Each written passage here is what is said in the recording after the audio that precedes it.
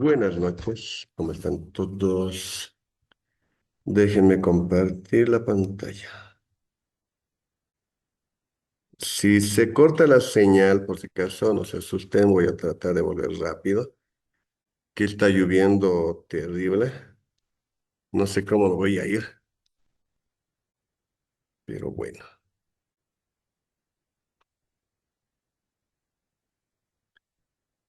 Ok, ya está.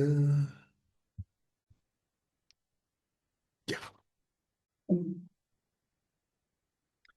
A ver, ayer hemos visto las estructuras de las proteínas, ¿no? Tenemos estructura primaria, estructura secundaria, estructura terciaria y cuaternaria para poder describir, ¿no? Cómo es la proteína, cómo está toda esa justamente estructura.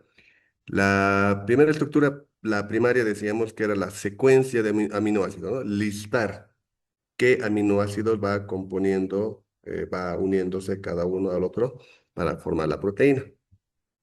La segunda era, la estructura secundaria, era cuando esa cadena de aminoácidos, por los puentes de hidrógeno, pues como que se va doblando y va formando ciertas formas que vimos, que eran las hélices, ¿no? Como esto de acá, o las láminas beta, como estas, por ejemplo. Entonces, si vamos haciendo un dibujito, inicialmente, pues esta sería la estructura primaria, ¿no? Simplemente listar quivalina, triptófano, isoleucina, leucina, etcétera, etcétera, etcétera. Pero que por los puentes de hidrógeno, estos en realidad van a ir cambiando de forma y en el caso de la hélice, esto cambiaría así, ¿no? Más o menos, una hélice. Ya está. Esa sería la estructura secundaria, ¿ya? La primaria es nombrar cada uno de los aminoácidos que va formando la proteína, ¿ya? Hasta ahí hemos llegado ya. Ahora, la estructura terciaria se origina por diversas interacciones dentro de la molécula, ¿no? Que va a hacer que la estructura secundaria también vaya moviéndose. O sea, a esto, para que se entienda un poco mejor, yo lo voy a representar ya no como una hélice, sino como esto, como un gusano, digamos. Ya esto de lo de amarillo, ¿no? Imaginen uno de esos globos largos y agarren ese globo y pues denle una forma, ¿no? Una forma de algún animalito, lo que ustedes quieran, y lo vamos a doblar. Entonces, esto llegaría a ser, por ejemplo, algo así, no sé, así por acá, por ahí, por acá, así, digamos. Y como dijimos que va a tener esta forma de una víbora, gusano, lo que sea, para entenderlo mejor, entonces esto vendría por acá, ¿dónde voy? Por acá y aquí termina, ¿no? Ahí está. Entonces, más o menos así sería la estructura terciaria, donde esto que he dibujado es para entenderlo un poquito mejor, porque lo real en realidad es que esto no es así una serpiente, ¿no? Sino es una hélice que va moviéndose así, tiene esta forma, pero no, esa hélice no va de forma lineal, recta, sino aquí ya hay un doblez. Se dobla para abajo, sigue moviéndose por acá. Aquí otra vez cambia de dirección. Viene por acá arriba. Aquí nuevamente cambia de dirección. Y a ver, completaremos la figura. Viene por acá, más rapidito. Viene por acá, por acá, por acá. Así. Y finalmente terminaría así, ¿no? Entonces, lo que está de verde, eso es un poquito lo más real, ¿no? Ese hélice que se forma en la estructura secundaria, pero esa hélice a su vez, pues va cambiando de direcciones por todo lado. Esa es la estructura terciaria. Ahora, esa estructura terciaria va a formar zonas, o sea, la forma final de una parte de la proteína, y eso se le llama dominio, ¿ya? Que puede tener ciertas funcionalidades incluso. Acá nos está presentando la estructura terciaria de la mioglobina. Ahora, la razón por la cual se ha deformado esa hélice está acá, ¿no? Tenemos estas interacciones. Uno primero sería las interacciones hidrofóbicas. Por ejemplo, acá lo tenemos acá. En el sustituyente del aminoácido, en este caso hay un benceno, al otro lado hay otro benceno, y como estos son bastante no polares, no se mezclan o no quieren disolverse con el agua, y esto estaría en un medio acuoso, entonces, si digamos, aquí yo tengo esas partes de los sustituyentes que son no polares y alrededor hay agua, entonces el agua, como no se, hay una repulsión, estos como que se van a empezar a entrar, ¿no? Como que se van a esconder del agua. Eso va a hacer de que esa estructura secundaria como que se vaya uniendo, ¿no? Por la repulsión que tiene con el agua. Por otro lado, tendríamos interacciones hidrófilas. Por ejemplo, acá, donde tenemos oxidrilos que son polares y que se van a más bien tratar de ir hacia el agua. Entonces va a suceder lo contrario, ¿no? Si los no polares se han escondido, los polares más bien se van a mostrar, van a irse hacia el agua por esa atracción que se siente, ¿no? Que tiene. Entonces, fíjense que acá, por esa atracción, interacción hidrofóbica, acá como que se hizo una curvatura, ¿no? Como que se ha cerrado. En cambio, acá esto está más abierto por esa interacción hidrofílica. Después tendríamos puentes salinos. Los puentes salinos va a ser atracción por cargas eléctricas, ¿no? Parte del aminoácido tiene una carga positiva, la otra parte del carboxilo tiene carga negativa y como siempre, cargas diferentes pues se van a atraer. Entonces, lugares separados de la proteína que tengan positivo o negativo, pues estos van a empezar a unirse, ¿no? A juntarse. Y eso va a hacer también de que existan estas curvaturas. Después tenemos enlaces, ¿no? Los puentes de hidrógeno que ya conocemos, entre el oxígeno y el hidrógeno, entre el oxígeno del hidrógeno también, esto de la amina, esto del carboxilo, acá hay más puentes de hidrógenos representados. Todo eso también va a hacer que se vaya doblando, vaya conformándose cada estructura típica de cada tipo de proteína, ¿no? Cada tipo de proteína tiene una forma establecida. Y acá también tenemos enlace de hidrógeno, etcétera. Y también tenemos los puentes disulfuro. En algunas proteínas que tengan, por ejemplo, cisteína, que tiene dentro de su estructura azufre, igual, se van a atraer y aquí sí se va a formar un enlace químico, un enlace covalente, ¿no? Va a ser más fuerte esto. Y también va a hacer que se formen esas curvaturas, se vaya plegando, ¿o sí? Entonces, con todas estas interacciones, la estructura secundaria pues se va a ir modificando, cambiando y formando la forma final de la proteína, ¿no? La forma casi final. Y sobre esto teníamos la estructura cuaternaria.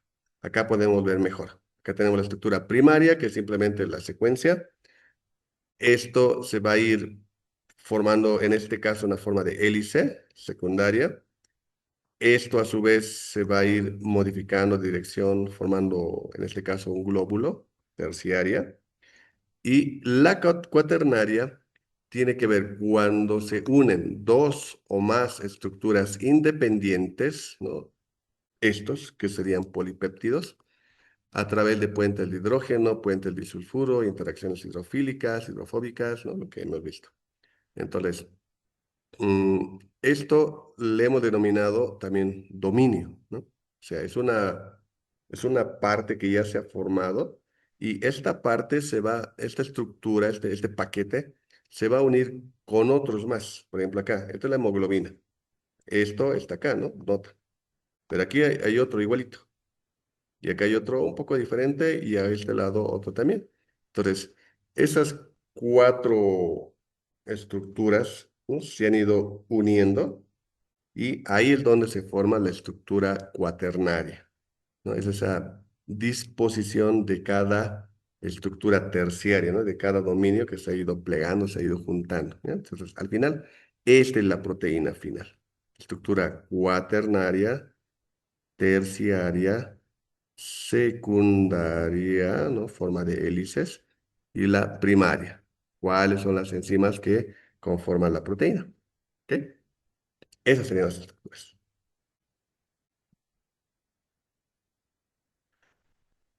Las proteínas se las puede clasificar como holoproteínas y heteroproteínas. Las holoproteínas serían directamente las que están conformadas por pura enzima, puro aminoácido, perdón. Proteínas son los que están conformados por únicamente aminoácido, aminoácido, aminoácido, aminoácido. En cambio, las heteroproteínas son aquellas que tienen en parte proteica, pero tienen otro pedacito, otra parte que no es proteína. Puede ser un lípido, por ejemplo. Esa sería una lipoproteína. O puede ser un carbohidrato. Ahí estaríamos hablando de una glicoproteína, ¿no? O glucoproteína.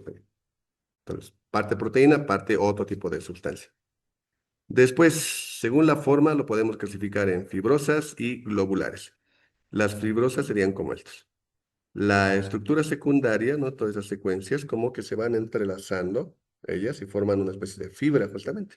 O pueden ir y venir, o ambas, ¿no? Pero forman una especie de fibra, un hilo, digamos, una cuerda. Estos, por ejemplo, serían las proteínas musculares, ¿no? Del músculo, la actina, la miosina, que, bueno, en realidad tienen dos, ¿no? Las ambas partes, pero tienen un poquito más de esta parte, ¿no? Son más fibrosas, por eso se forman las fibras de los músculos y todo. Después, son insolubles generalmente y funcionan como parte estructural. Al- algunos ejemplos serían la queratina, que es la proteína que forma las uñas, las pezuñas de los rumiantes y otros animales, también sería queratina. El colágeno que está en los tendones también es proteína fibrilar. Y los otros serían los globulares que tienen esta forma de un glóbulo, ¿no? Como algo así como una esfera. Trata de ser una esfera, ¿no? No lo es, pero más o menos. Estos actúan como enzimas, o sea, no todas las proteínas globulares son enzimas, ¿ya? Hay algunas que no lo son, muchas que no lo son.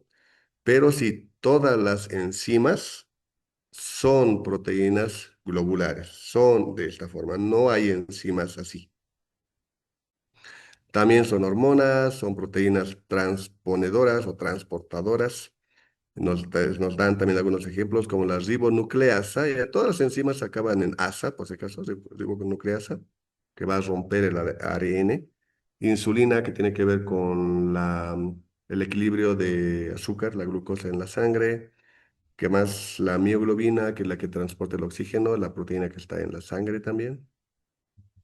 La mioglobina, por ejemplo, es una proteína soluble eh, en agua. Y las funciones de las proteínas, ¿ya? Entre algunas, en las células, ¿no?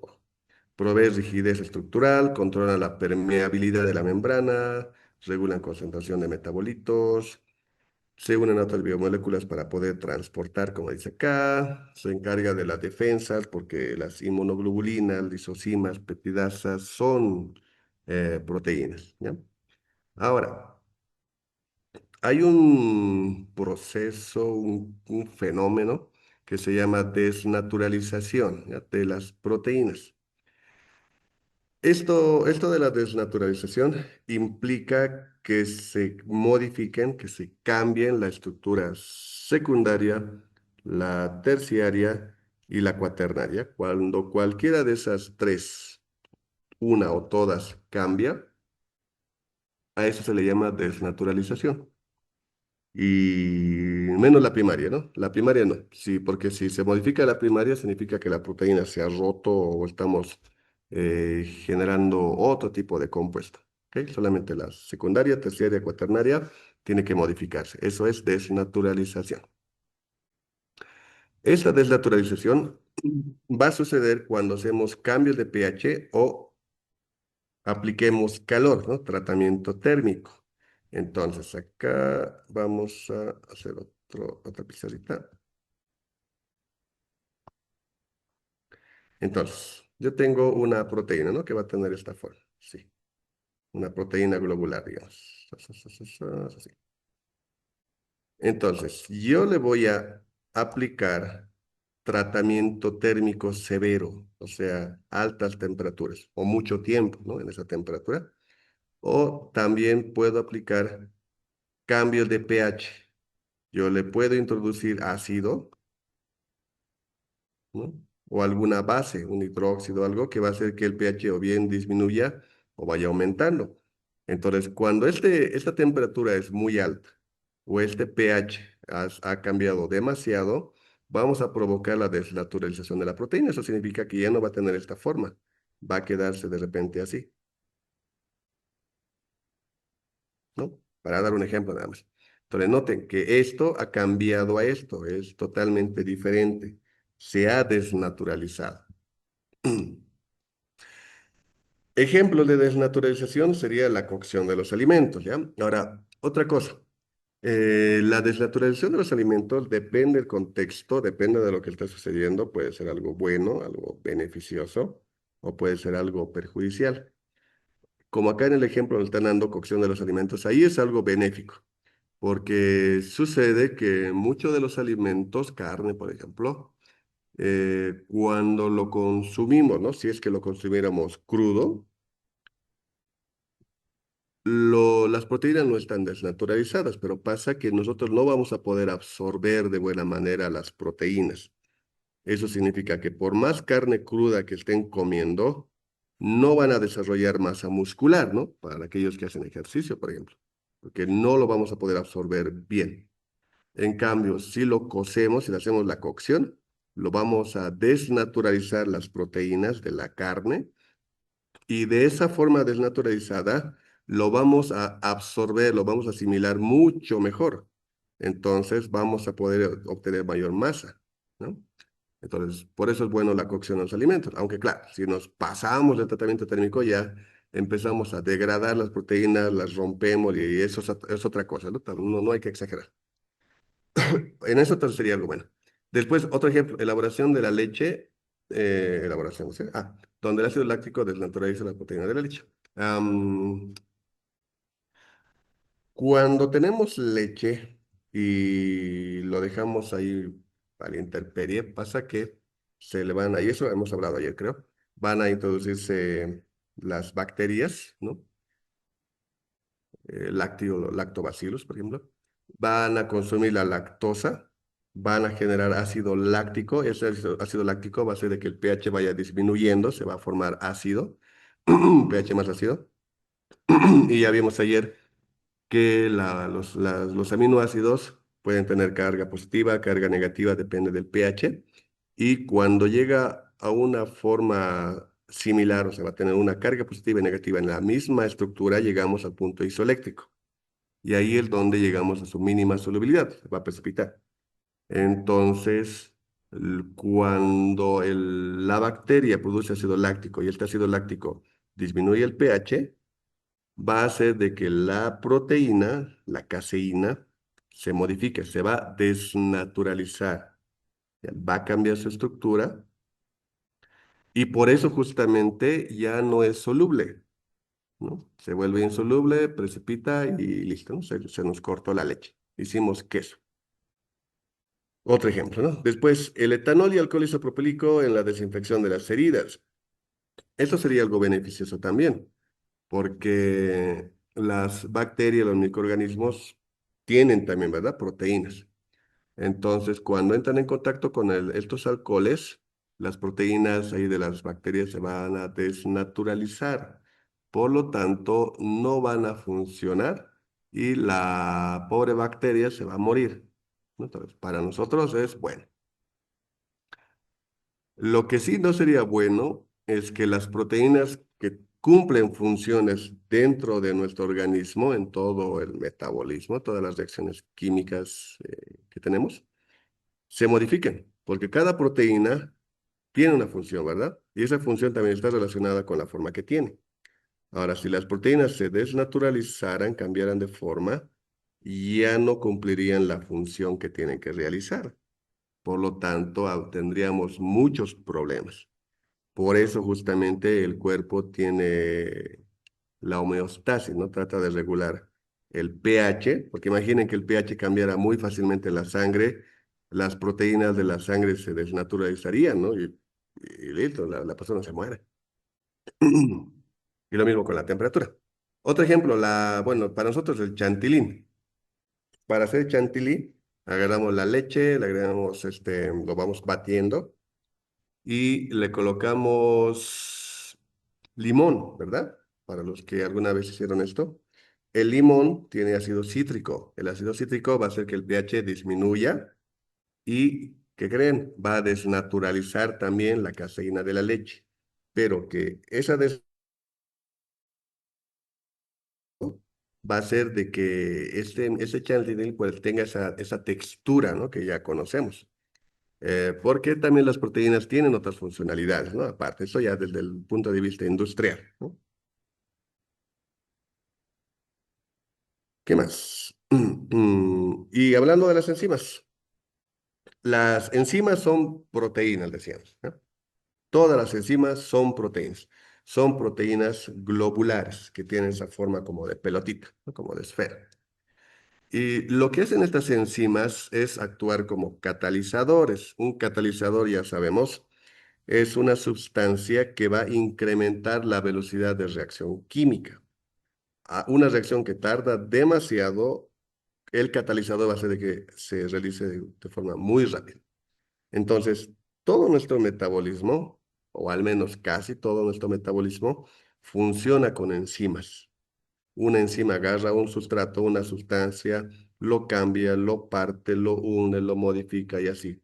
Enzima para todo, hasta llegar al producto y al objetivo que tiene em, cada parte, digamos, ¿no? de nuestro organismo. Entonces, eso es lo que es enzima, ¿no? Imaginen que te la enzima, ¿no? La enzima eh, puede ser que vengan dos sustancias, van a entrar en contacto con la enzima y se van a unir y luego son liberadas. O puede pasar lo contrario. Una molécula llega a la enzima, es partida, se la rompe para que se entienda, se generan dos compuestos y son liberados también. O puede ser que llegue un tipo de compuesto y se transforme a otro tipo de compuesto y esto se vaya. En ningún caso la enzima se fue con el producto, ¿no? Entonces, la enzima al final de toda la reacción sigue estando ahí, no le sucede nada. ¿Ya? Ese es un catalizador. Ahora, para entender esto de la enzima, se utilizan ciertos términos como sitio activo. Bueno, antes de pasar eso, aquí nos dan algunos ejemplos de enzimas. Las carboxilasas. Todas las enzimas terminan en asa, ¿ya? Carboxilasas que introducen dióxido de carbono o carbono a una molécula, y por ejemplo acá forma ácido carbónico.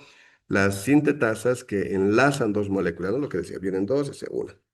Las oxidasas introducen oxígeno, se oxidan. Las reductasas se reducen. Las deshidrogenasas eliminan hidrógeno de alguna molécula, ¿no? Es decir, hay muchas. Otro ejemplo acá tenemos la amilasa. La amilasa está en nuestra saliva, ¿no? La alfa-amilasa. Y esto lo que hace es romper al almidón, ¿ya? El almidón, ayer lo hemos visto, creo, es una cadena, es un polímero conformada por glucosas, ¿no? Glucosa, glucosa, glucosa, glucosa, y varios. Ese es un almidón, ¿no? Decíamos, es el que nos da energía a mediano plazo, ¿no? En todo el día. Entonces, sucede que cuando nosotros empezamos a comer un alimento que tenga almidón, en nuestra boca ya empieza a actuar esta enzima, la amilasa, y ya empieza a ir rompiendo el almidón, ¿no? Va liberando glucosa, ¿no? Va como que lo va cortando y vamos a tener glucosas sueltas. Y esas glucosas cuando ya pues las ingerimos, las absorbamos, pues ya sabemos que van a reaccionar con el oxígeno, va a formar dióxido de carbono, agua y lo más importante, energía, que lo vamos a utilizar para poder seguir viviendo, ¿verdad? Eso, ¿qué más? Ahora sí, para poder entender el comportamiento, cómo se generan estas reacciones enzimáticas, se utilizan estos términos, ¿no? Tenemos el sustrato.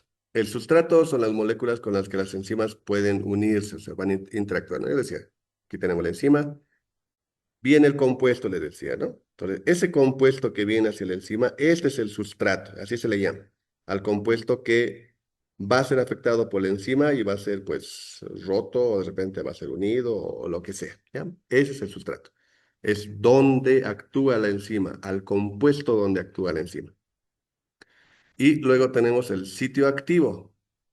El sitio activo es un lugar específico de la enzima donde se va a producir la reacción química, ¿no? Otra vez, aquí mi manito es la enzima, el sustrato. Viene el sustrato. Viene acá, no pasa nada.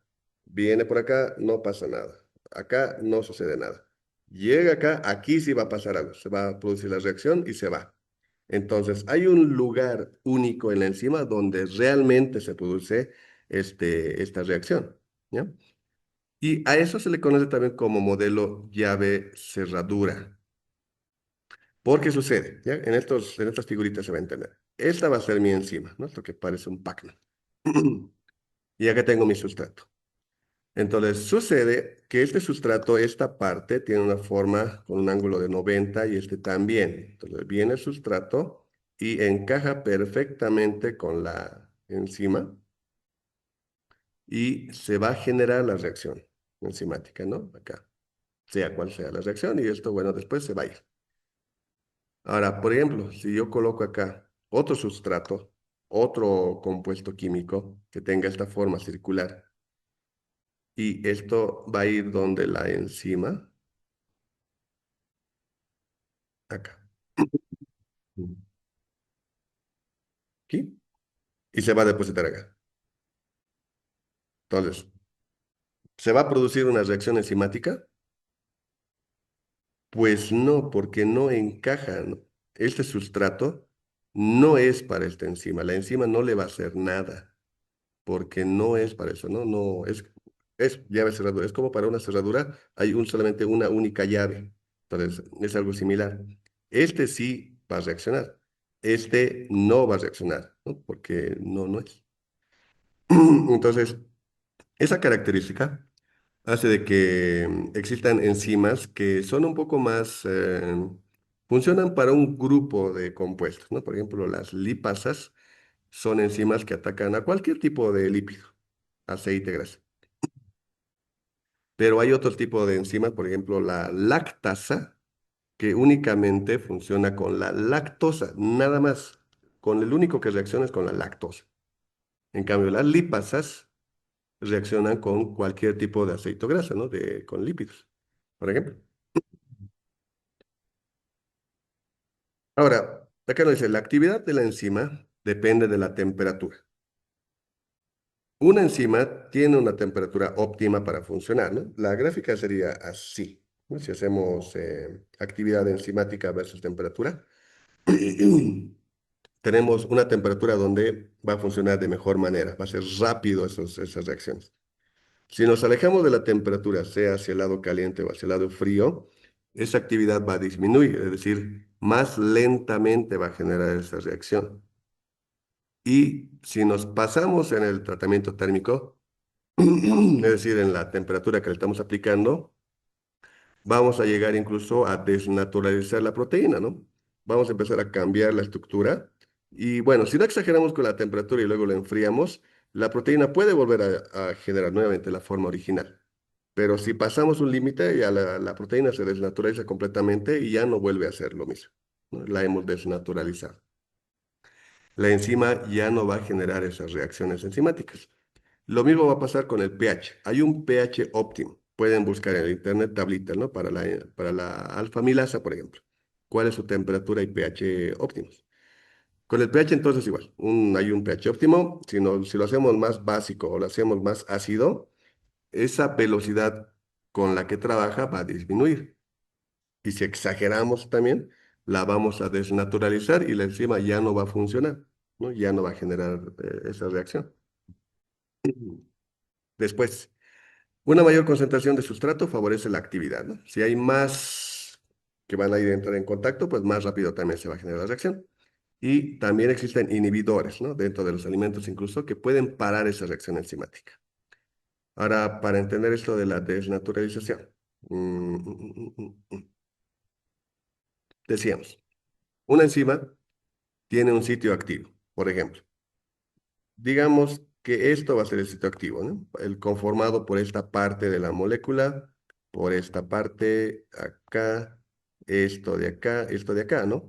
No es que es una línea que formando acá, este es un pedazo de un lado, este es otro pedazo de otra parte de la molécula, otro pedazo, pero que han coincidido ahí, y eso es lo que genera la reacción química, ¿no? La reacción enzimática. Ahora, cuando nosotros lo desnaturalizamos, como va a cambiar la forma, esta parte del sitio activo, de repente va a quedar por acá. Este pedacito chiquitito de acá, tal vez quede acá. Esta parte un poco más larga, ¿dónde lo coloco? Digamos que se vino para acá. ¿Qué más? Esta parte de la curva, no sé, se vino para acá, así. Listo. Entonces, en esta nueva molécula, ¿cuál sería el sitio activo? Pues no hay, ¿no? Porque al cambiar la estructura secundaria, terciaria y cuaternaria, cada pedazo que conformaba el sitio activo se ha ido para otros lados. Hemos destruido ese sitio activo. Ya no hay un lugar, no es el lugarcito donde hacía la reacción, esto se fue, ya no hay. Por lo tanto, no se va a generar una reacción química, enzimática, y listo, ya no sería una enzima, la hemos inactivado. Y otra vez, eso es bueno y malo. En nuestro organismo sería malo, ¿no? Porque la enzima cumple una función. Si se desnaturaliza por un cambio de pH en la sangre, por ejemplo, pues estamos en problemas. Pero en los alimentos es bueno. Por ejemplo, si ustedes tienen manzana verde, no tienen un color medio blanquecino, si ustedes hacen jugo de manzana, después de un cierto tiempo, un tiempo corto, se va a volver medio café, ¿verdad? Eso es porque hemos roto las células, las enzimas que estaban en una célula y el sustrato que estaba en otro, y han entrado en contacto. Y la enzima hace que se pardee. Por eso la manzana, los plátanos también se cambian de color, ¿no? O sea, fueron un color café. Pero si lo inactivamos, agarramos la manzana y lo introducimos en agua hirviendo por unos 3 5 minutos, vamos a desnaturalizar esas enzimas, ¿ya? Que se llaman las polifeniloxidasas, ¿ya? Pero es esa parte. Entonces se van a desnaturalizar, ya no van a pardear al sustrato y esa manzana que le hicieron ese tratamiento térmico ya lo pueden licuar, háganle lo que sea, no va a cambiar de color. ¿Ok? Entonces, en ese caso, pues sería bueno. ¿Qué más? Algunos ejemplos. En el caso del laboratorio clínico, se hace medición de proteínas totales tanto en sangre como en la orina, ¿no? En la sangre, las proteínas, las que hay más serían las albúminas y las globulinas. Acá tenemos las funciones, por ejemplo, la albúmina que es producido por el hígado impide que se escape el líquido de los vasos sanguíneos porque regula la presión osmótica, transporta ácidos grasos, hormonas liposolubles también en la sangre. Las globulinas son parte importante del sistema inmune y cuando se analiza, por ejemplo, niveles bajos de proteína de esta albúmina podrían indicar enfermedades con el hígado, ¿no? O sea, no, porque no lo está produciendo, problemas con los riñones, ¿no? Daño a las nefronas, la albúmina pasa directamente a la orina porque el riñón actúa como un filtro, ¿no? Desecha compuestos que no necesitamos, disueltos o en suspensión o en otra forma con el agua, ¿no? Pasa. Pero la proteína no tendría que pasar. Y si pasa, pues algo está fallando, ¿no? La globulina también. Em, Juega también parte, dice, como funciones en el funcionamiento del hígado, coagulación de la sangre, combate contra infecciones, ya hemos hablado, etcétera, etcétera, ¿no? Entonces, si se detecta proteína en la orina, es que el riñón está funcionando mal, ¿no? Eso, bueno, ya hay que ver por qué, ¿no? Pues pueden ser muchas razones, una infección, daño directamente al riñón o algo con el hígado, bueno, hay que hacer otros análisis más, ¿no? Pero para que tengan una idea. Y acá algunas imágenes de la albúmina y de la hemoglobina, ¿no? ¿Qué más? Otro tipo de biomoléculas, los lípidos. Estos lípidos, parte de estos están los aceites, las grasas, ¿no? Para que ya tengamos igual una idea de estos.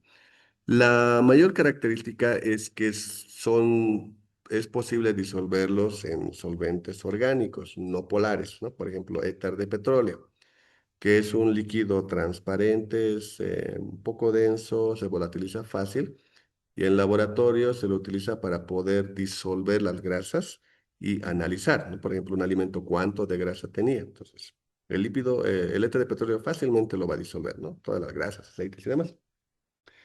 Y este líquido, por si acaso, se lo obtiene del petróleo, ¿no? De plantas petroquímicas. Van separando, ¿no? Del petróleo, lo que es el diésel, gasolina, eh, querosén, y entre esas está el éter de petróleo también. A ver, se las puede clasificar, bueno, son componentes importantes, indica, de las membranas celulares. Existen vitaminas liposolubles y también son hormonas esteroideas también, ¿no? Que son, sí. Sus características, funcionalidades, son reserva energética.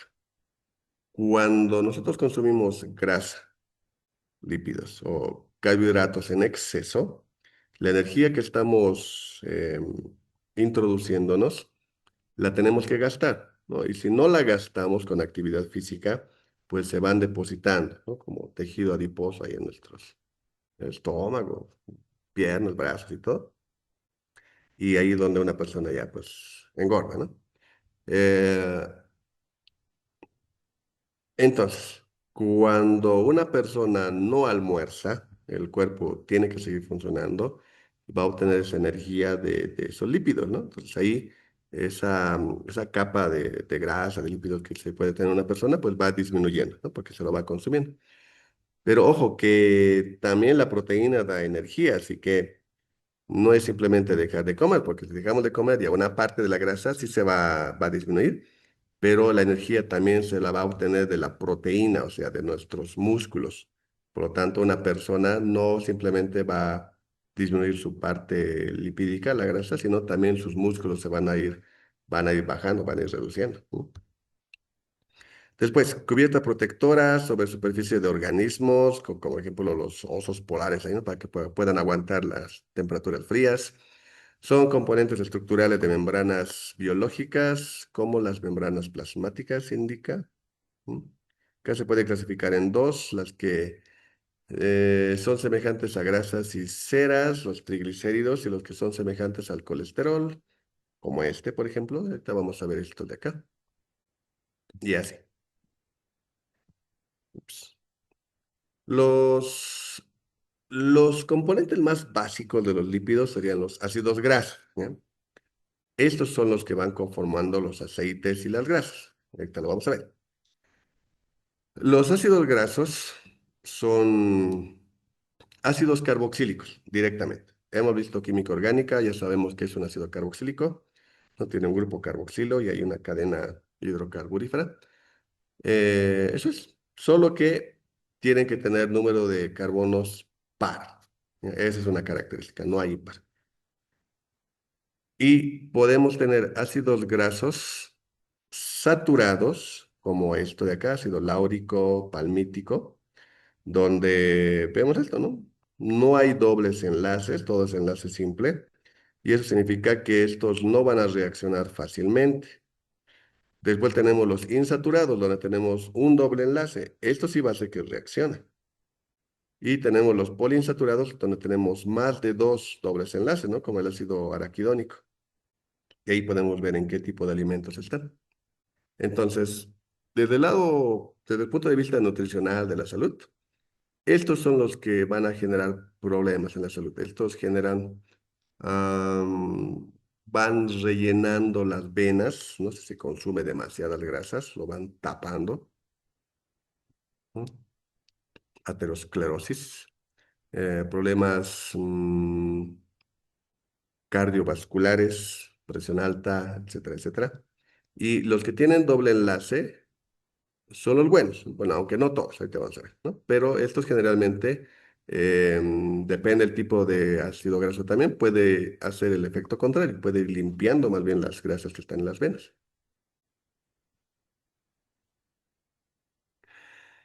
Y bueno, si hablamos de los ácidos insaturados, decíamos, siempre que hay un doble enlace vamos a tener conformaciones enantiómeros, ¿no? Donde tenemos los cis y los trans, ¿no? ¿Recuerdan? Y en eso también, las grasas trans también son las que traen problemas, ¿no? Igual cardiovasculares. Entonces, tendríamos que evitar consumo de grasas trans, grasas saturadas, ¿no? Seguramente lo han escuchado en algún lado. Otra forma de clasificar las grasas sería en esenciales y no esenciales. Igualito que que los aminoácidos, ¿no? Los no esenciales, nuestro organismo los metaboliza. Los esenciales no lo metabolizamos, aunque aquí no hay tanto problema, ¿no? En los adultos no hay lío.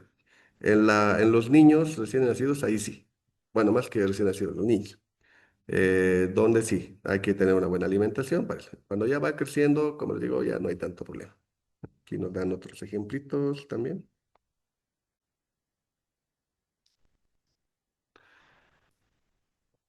Ahora, los lípidos más sencillos son estos, los aceites y las grasas.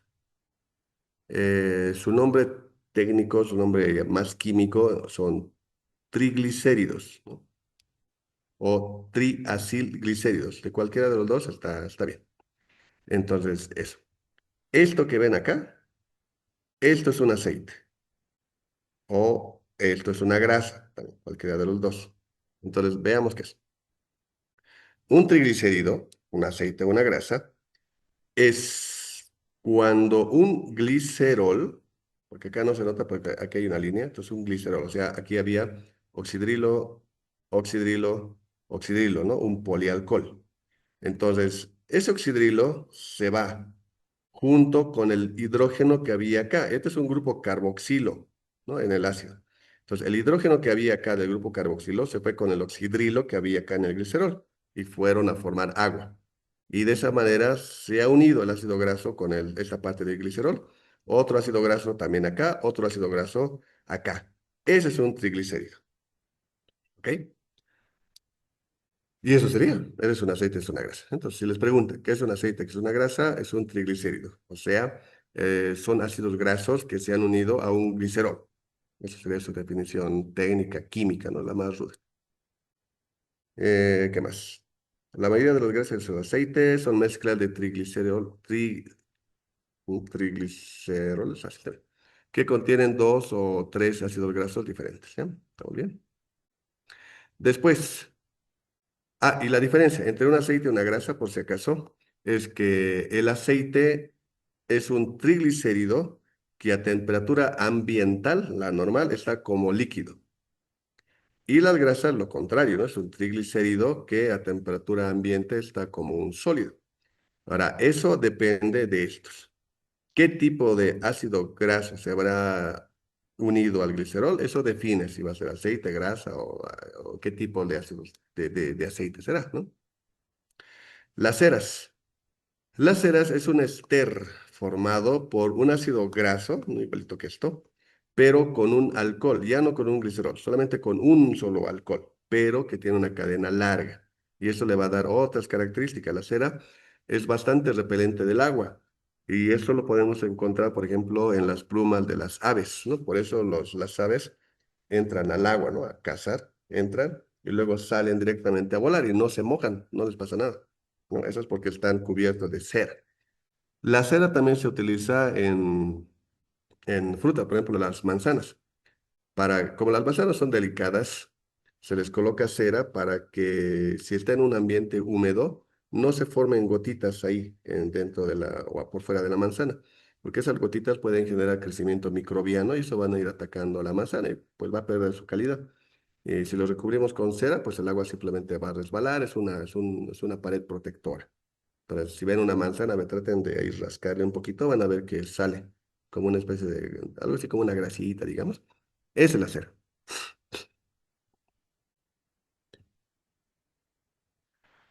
Después, acá decíamos lo de la temperatura, grasa, aceite, ¿qué más? Propiedades químicas, ¿no? Reacciones.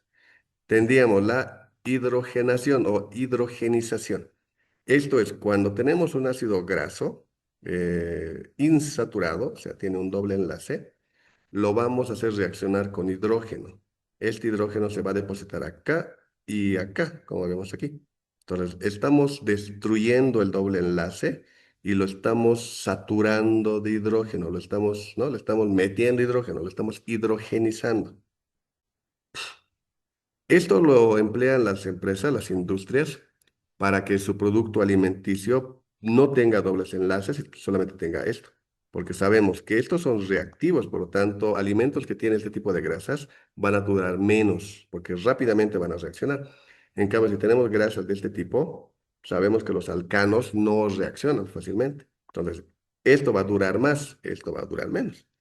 Lo malo es que vamos a generar grasas saturadas, que de hecho no es muy bueno. Y como producto colateral, vamos a generar grasas trans también. Y esas también sabemos que no son buenas. Así que si tienen un alimento que están consumiendo, vean la etiqueta. Si la etiqueta dice elaborado con aceite vegetal hidrogenizado o lo que sea, pero que diga hidrogenizado, han hecho esto, ¿no? Y posiblemente ese alimento pues tenga grasas trans. Después, la hidrólisis. Hidrólisis es romper. Acá tengo el triacilglicérido, ¿no? Mi aceite, grasa, un aceite, por ejemplo. Eh, Va a venir una lipasa, puede ser una reacción enzimática, o se puede dar también con cambio de pH, o con ácidos. La cuestión es que de aquí se va a romper, se rompe, y vamos a liberar ácidos grasos. Y al ser liberado, uno, los aceites ya van a tener cierta acidez, porque obviamente son ácidos. Y otra cosa es que van a empezar a generar aromas desagradables. Entonces, si ustedes huelen aceite o algún producto que tenga grasa y huele no muy bien, seguramente ha pasado esto, ¿no? Hay otras reacciones más, pero esta sería una de las principales, ¿no? Después, para terminar, tendríamos otra reacción química que es la saponificación. Bueno, esto lo que produce son jabones, ¿no? Tenemos el triacilglicérido, hacemos que entre en contacto con hidróxido de sodio, por ejemplo, bases, y nuevamente esto se va a romper por acá, vamos a formar el glicerol que era original, y la parte del sodio se va a unir con la parte de los ácidos grasos, ¿no? Por ejemplo, acá formando palmitato sódico, y esto de acá es el jabón, ¿no? Si utilizamos hidróxido de sodio, vamos a generar jabón duro, digamos, ¿no? Más sólido, que es un poco fuerte, ¿no? Eso es para lavar ropa. Si utilizamos hidróxido de potasio, vamos a generar un jabón más delicado, jaboncillo para las manos, o de repente jabón líquido también, ¿no? Se puede obtener. Entonces, eso es la saponificación, ¿ya? Y estos jabones actúan para lavar las ropas, o sacar la mugre y todo eso, porque tienen una parte polar y una parte no polar. Entonces, es como esto, ¿no? Parte polar, parte no polar, la hidrocarburífera. Entonces, como esto es no polar, va a ir sujetando a la grasa, va a ir cubriendo la grasa, va a formar una micela. Esto es una micela y lo va a capturar, ¿no? Lo va a envolver. Y la parte polar se va a ir para la parte de afuera y esto se entiende con el agua, ¿no? Porque es polar, entonces va a estar disuelto. Entonces, de esta forma se va haciendo la limpieza, ¿no? A través de los jabones, de este tipo de productos, ¿ok? Entonces, ya está. Hasta ahí quedamos. Si tienen preguntas, me dicen, por favor.